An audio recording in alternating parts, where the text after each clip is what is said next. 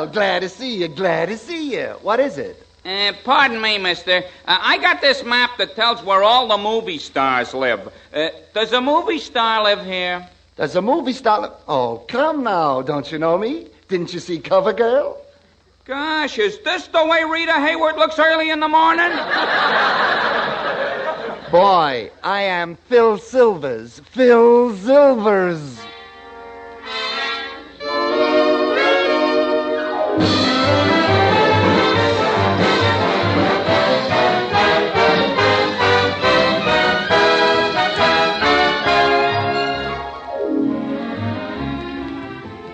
The Phil Silvers Show with Lee Harleen and his orchestra, Hollywood's great movie director John Cromwell. And there's you Ken Carpenter, you. And starring 20th Century Fox's brilliant comedian Phil Silvers. That's me. You've seen him in such pictures as, Diamond Horseshoe. Diamond Horseshoe. And you loved him in, 1001 Nights? 1001 Nights. And you roared at him in... Anchors Away. Hey, wait a minute, Phil. You weren't in Anchors Away. I know, but Sinatra was. He's a friend. He can use the publicity.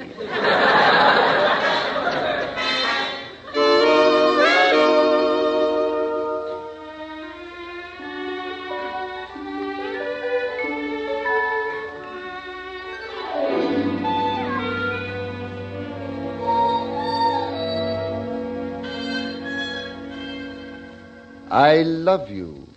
I love you. I love you? Oh, they've got to be kidding. Me playing a love scene? What's happening down at Fox? I wonder if Mr. 20th and Mr. Century know about this. Philip? Just rehearsing, Auntie. That's my Aunt Josie. You'd like Aunt Josie. She keeps house for me and sort of takes care of me. She's so sweet. She's like a little bird. That's not Aunt Josie. That's a little bird. That's Aunt Josie. She always calls me by my middle name, Ip. Philip, it's time for you to go to the studio.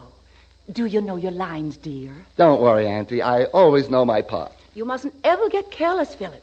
No matter how great an actor you are. One misstep, and overnight you are nothing. So true, Auntie. But that's Hollywood. One day you're putting your footprints in cement. The next day you're back mixing it.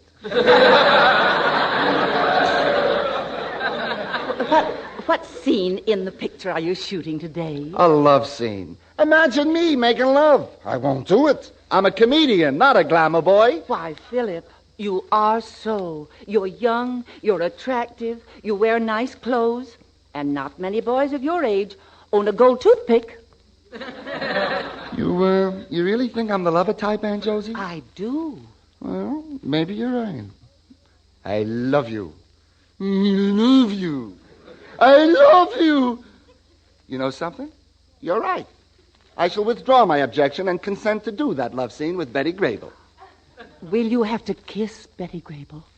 I'll force myself. Philip, I saw Betty Grable in a picture last night. She wore a scanty bathing suit and wiggled her anatomy quite recklessly. Any girl who will do that, we'll smoke a cigarette. Auntie, what's your language? Aunt Josie's a typical old maid. She's so precise and cautious. Every night she leaves a light burning under her bed. But she's more like a rare old wine. Cresta-Blanca. Cresta Blanca. Of course, she's a little more Blanca than she is Cresta. Well, I couldn't linger any longer with Aunt Josie. I had a busy day ahead of me. First to the studio to do a big scene for director John Cromwell. And that night, I was to be on Frank Sinatra's radio program. Oh, I had to hurry.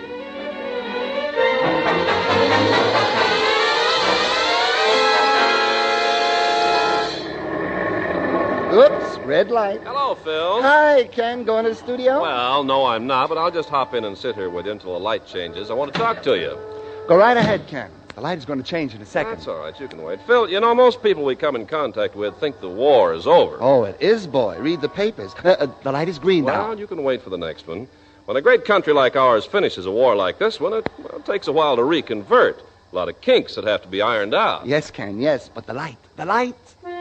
Up I'm sorry, Ken. The light is green. That means go, and I must. Now, you can pull over to the curb. This'll interest you.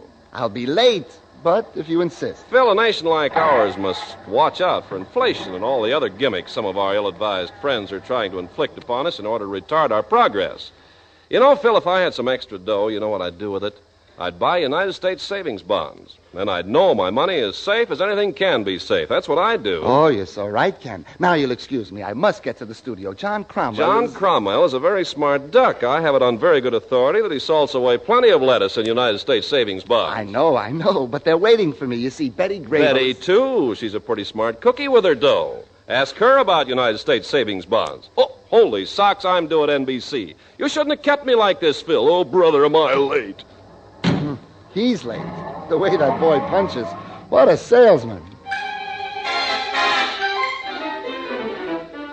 I left Ken and drove down Pico Boulevard.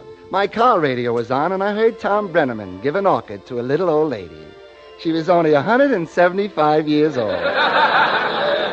You see, she happened to be in town with the Denver basketball team. I slowed down as I approached the massive silvery gates of 20th Century Fox Studios. My studio. Mine. I parked my car. They're very strict about suspicious characters hanging around the studio gates. Oh, they don't ask any questions. They just throw them out. They could have asked me one question. After all, I work here. I finally got in the studio by climbing over the fence, and I hurried toward stage 3. The delay at the gate caused me to be tardy. And when I'm tardy, I'm late. There goes Linda Darnell. Oh, she's so sweet and so friendly. Hello, Linda. It was a chilly day, and she was wearing earmuffs. Betty Grable was hurrying to the set. Betty, darling, good morning, sweet.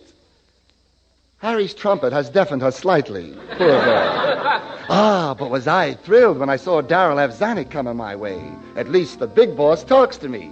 Hello, Mr. Zanuck. Hello, dimwit. I continued on to the set. Mr. Cromwell, my director, was nervously awaiting my arrival. Hello, Mr. Cromwell. Glad to see you. Sorry I'm late. Oh, good morning. I don't think I'll bet today. Bet? Bet on what? Aren't you the chap who books the horses? Crommy, old man, you're talking to Phil Silvers. Oh, yes, of course. What are you doing these days, Silvers? What am I... John, boy, I'm in pictures. Oh, really? What picture? Yours. I'm going to stop taking those vitamin Bs that's going to my pictures. Please, don't jest, John. Why, I was assigned a part yesterday by Mr. Zanuck. I was in his office for 3 hours. Oh, is that so? Well, what happened? He didn't show up. So I left the butter with his secretary. If somebody would tell me these things, I could go ahead and shoot this picture. What part do you play? I am a Rupert. You, Rupert? Why, Rupert is a young man. Oh, makeup. Yes, Mr. Cromwell. Will you see if you can make Silvers look young? John, you hurt me. Young? I'm gay. Rippity-boo, round out to boom-ba-doo-doo. See? I'm full of pep and youth. Francois, put some putty in Mr. Silver's wrinkles. I just filled those wrinkles yesterday. What does he do with all that putty? Please, Francois, no more putty. Every time I smile, the leading lady gets flak wounds. And, Francois, do something about his hair. Yes, Mr. Cromwell. All right, Silvers, I'll show you how to wear your hair. Okay, but this time let me pick it out. All right, let's make one. All right, quiet on the set, everybody. Quiet. Mr. Cromwell, just a minute. I was looking over my love scene with Betty Grable. I have an idea. The love scene is out. Out? What's the trouble? It's my big moment. Well, when we told Betty about it, she suddenly became ill and went home. Poor girl. It's this weather. You can't depend upon it. Well, then, I've got another idea. We could add a few bops to my other scene, see? I'm sorry, Silvers. We're not allowed to make any changes in the script. You'll have to go to the front office for that. Well, that's just what I will do.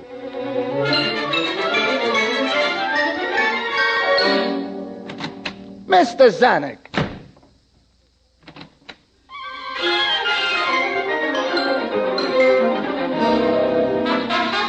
Mr. Cromwell? Yes? Shoot the scene as it is. Naturally. Now, quiet, please.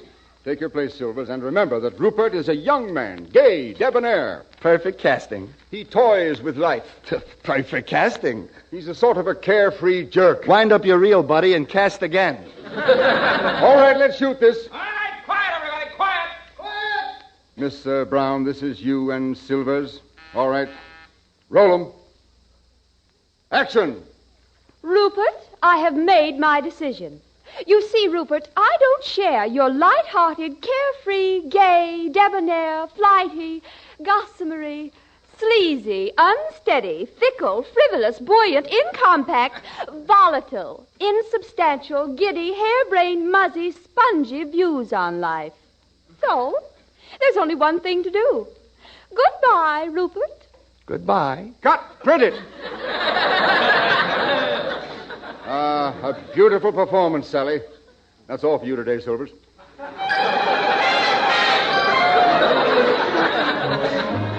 Acting before the cameras is such a strain. It takes a lot out of a man and makes a man very tired.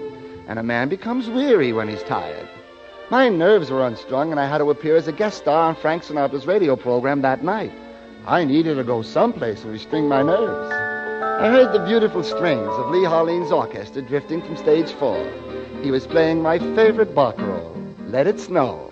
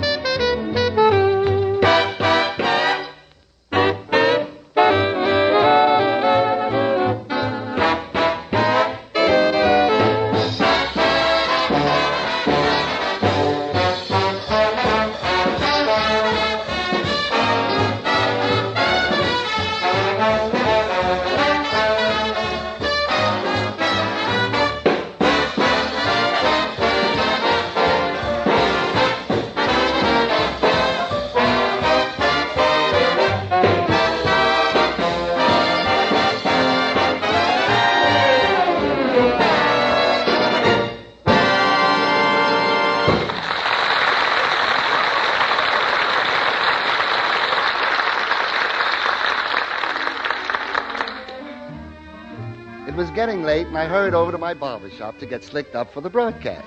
My barber is Louis, second chair from the door. Fine fella, Louis. When the shop isn't too full, he lets me spin around in his barber chair. But what I really like about Louis is he doesn't talk. Louis was waiting for me. Hello, Mr. Silver. Glad to see you, Louis. I want a quick trim and a quick shave. Well, what's new, Louis? Well, what do you think of that atomic bomb? You know they're going to blow up a whole fleet of ships. You know what those guys are going to do, Louis? They're going to blow a hole in the ocean. Then you know what we'll have? Radioactive fish. Imagine sticking your fork in the fish and having the fish look up and say, "Somebody, I see somebody knock." It's pretty silly, huh, Louis? And, Louis, did you read about the stock market? Well, I want The people are buying madly, and the stock market is going up, like a balloon. And where's all my money? Tied up in balloons. And, Louis, have you been to Santa Anita lately? Well, I got a pal who gave me a tip on that big handicap race. He's good. He can pick a horse a mile away. That's just the way the race ended. My horse was a mile away, all tied up in balloons. Oh, no. That's good enough, Louis. I must hurry. Got to be on Frankie's program in a few minutes. Goodbye. That's what I like about Louis. He doesn't talk. Yattapi.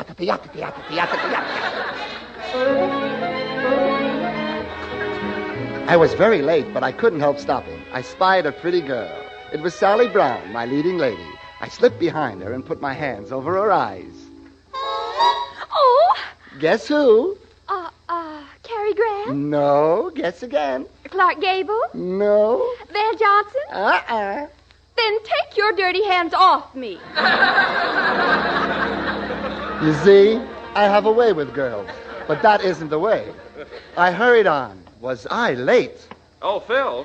Oh, hello, Ken. See you later. Gotta run. I'm on Frankie's show tonight, Now, you wait know. a minute. Have you thought over what I told you this morning? You mean about the United States saving bonds? Mm-hmm. Oh, you don't have to sell me. I buy them all the time. Great investment. Gotta go. Yes, Phil, but do you realize that those bonds are only a good investment if you keep them until they mature? No, don't look at me, Ken. I never cashed one in. See you later. War bonds shouldn't be cashed in unless a person is desperately in need of cash. Let's see, I think the first war bonds were sold in 1939. Those will be due in 1949. That's only 3 years from now. Boy, there are going to be plenty of dough-heavy people around when those bonds come due. I got some due then. Yeah? I'm going to take the money and buy a little house for my Aunt Josie.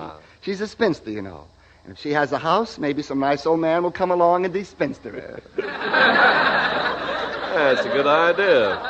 You know, Phil, you can still buy United States savings Oh, bonds. I know, but Z, you gotta go. Simply got. I arrived at the radio station just as Frank was finishing his second number. Keep Betty Grable, Amour, and Turner. She makes my heart a charcoal burner. It's heaven when I embrace Nancy with a laughing face.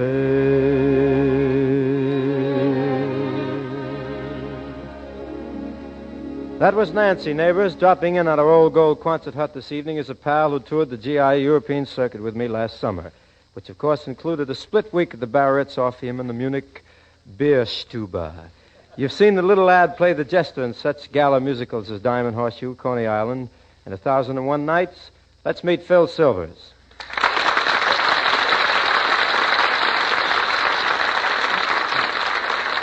Well, hello, Frankie. Glad to see you. Glad. This is fun, what? Lots of fun being there. It's great, isn't it? Frankie and Philly were buddies. The best kind of buddies you ever saw. Please, Phil. Phil, shh. This is a family program. Frankie, don't fight me. We're friends, aren't we? Of course we're Frankie and Philly were buddies. And oh, how those... Phil, please. You're straining your voice and our friendship. Please, after all, I, F. Sinatra, am in full charge of the vocalizing department around here. But, Frankie, I'm helping you and you're fighting me. The way you open your show with that night and day. It's wrong, boy. Wrong. Wrong? What do you suggest? And I should kill myself for asking. Well, let me show you. I need lots of room. Move the orchestra back. You're crowding me. I've got about as much room here as the hyphen between Kaiser and Fraser. Let me show you what I mean. Night and day. They don't even have nights that long in the Arctic Circle. You are the one. Oh, Phil, pull yourself together. Calm down, kid. There aren't any talent scouts in the audience. Tell me, must you always be the buffoon? Always the buffoon. Frankie, you cut me to the quick. And my quick can't stand many more cuts. Phil, I'm terribly sorry. If I've injured you, please contact my insurance company, the Liberty Mutual, with offices in principal cities. I thank you. Oh, Frankie, you're such a fool. I thought that you, of all people, knew the real Phil Silvers. The Phil Silvers who is not carefree and exuberant. Why, Phil, I didn't know. Yes, alas, it's true. I'm a sad boy, Frankie. Oh, I catch on fast, Philip. Girl trouble again, huh, son? I don't know what it is, Frank. Something must be wrong with me. Frankie, if you were a girl and you met me for the first time, what would you say? I'd say, there's a girl who should be a man. Frankie, please, don't make light. I'm only confiding in you because you're my bosomless pal. Touché. Good one, huh? Got a good one. Thanks, hey. Thanks a lot. Thanks, hey. But, Philip, my lad, you shouldn't be upset about girls. You know what Kipling said, and I quote, "A woman is nothing but a rag, a bone, and a hank of hair. I know, but they're put together so nice. You see, to win a babe, Philip, you must woo her with care. For instance, take a lesson from the fly. When he goes after sugar, he flits back and forth, then he stops and takes a pinch. Just what I did. I flitted. Believe me. A little ahead of me. I flitted back and forth, and I stopped and took a pinch. Yes? So I got swatted. You know, Philip, my boy, giving you a quick appraisal, I'd say that your looks aren't against you. Of course, they're not for you either. Thanks a lotra, Sinatra. But don't get discouraged, Phil. You know, when I was a young man, I was the same way. Really? Yes. In fact, I was so disgusted I was going out west to be a cowboy. Frankie, you a cowboy? Why? So I could wear high heels and be as tall as the women. Oh, you just don't understand me, Frankie. You're laughing at me. Though my heart is breaking, I must go around and make people laugh. I'm a clown with a broken heart. A pagliacci. Reedy! Pagliacci! Put it down here and I'll step on it, Phil. Phil, you know, I really think I know what your trouble is. It's your personality. You're too meek. You've got to learn to be forceful and aggressive. How to take the bull by the horn. Oh, no. I learned how foolish it was to take the bull by the horn. Meaning? No milk?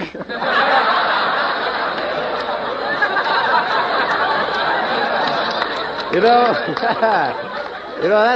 that's really what I like about you, Phil. When things get gloomy, you tell jokes and make them gloomier. Yes, so true. Still the clown with a broken heart. Not again, please, Phil. I can't help it. That song keeps running through my head. Well, open your mouth. The next time it comes around, I'll smack it. Thanks a lot, Frank, for your sympathy. You know, I tell you, Phil, there's really only one way I can figure out to bring out your personality. You've got to get out and meet people. Join a club. I belong to a club. Which one? The Auto Club. And you know something, Frank? In 3 years, they haven't had one dance.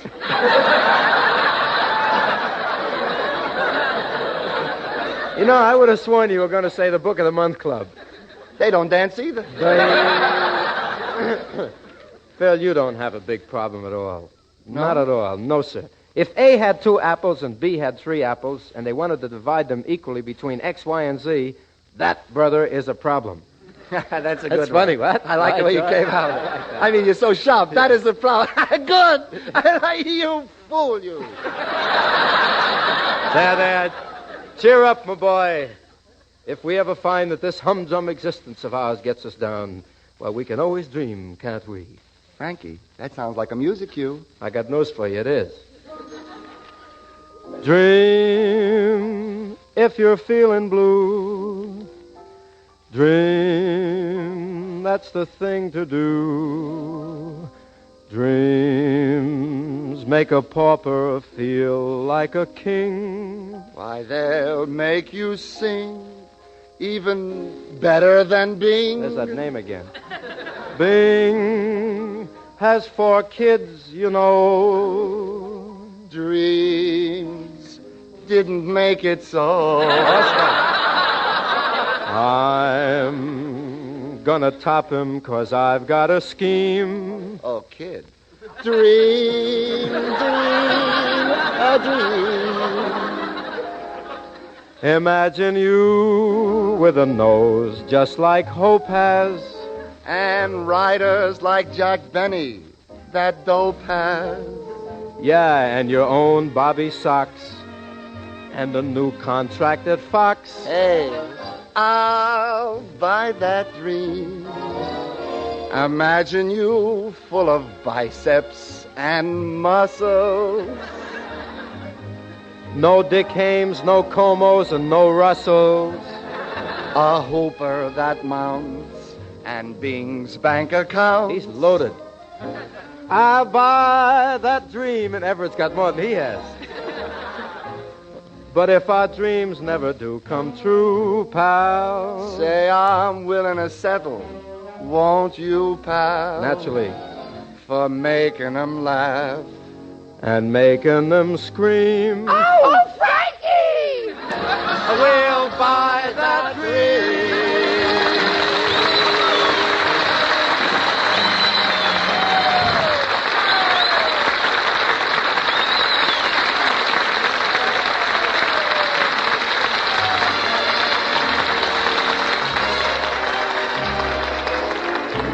It was a swell show, and Frank was very happy because we didn't do a lot of jokes about how thin he is. I don't blame Frankie for getting tired of those thin jokes. Say, I would too if I was as thin as he is.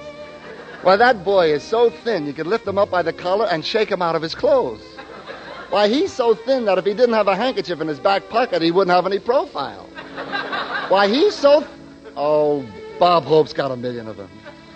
It was after curfew, and I hurried home. I was anxious to hear how Aunt Josie liked the show. She always says, Philip, I thought you were great. Great. Terrible, terrible, terrible, terrible. They laughed at you.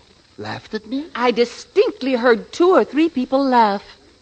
Auntie, I get paid for making people laugh. What did Mr. Sinatra pay you, Philip? The usual, a carton of old golds. You should be more businesslike and get money. I'll bet Bob Hope would get his salary if he were on the program. He'd get Frank's salary, too. Pardon me, dear. Oh, I've had a busy day, Auntie. It's time for me to visit little Nemo in Slumberland. Shall I bring you your usual nightcap, dear? No, dear. Not my regular nightcap tonight, Auntie. Bring me my woolly one with the tassels. Good night, Auntie. Good night, everybody.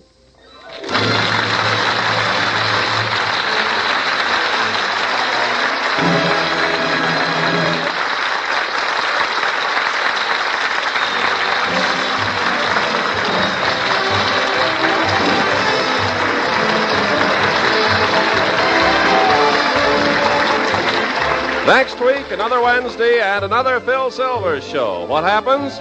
Well, Phil had to open his big mouth and promise to take the 4 Crosby boys on a picnic. You know Bing's 4 boys? You don't?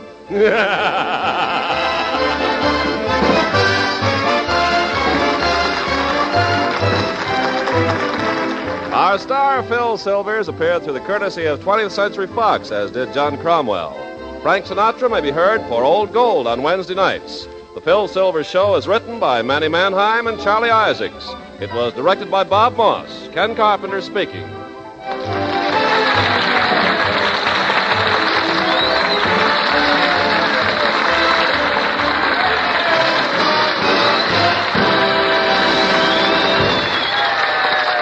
This is NBC, the National Broadcasting Company.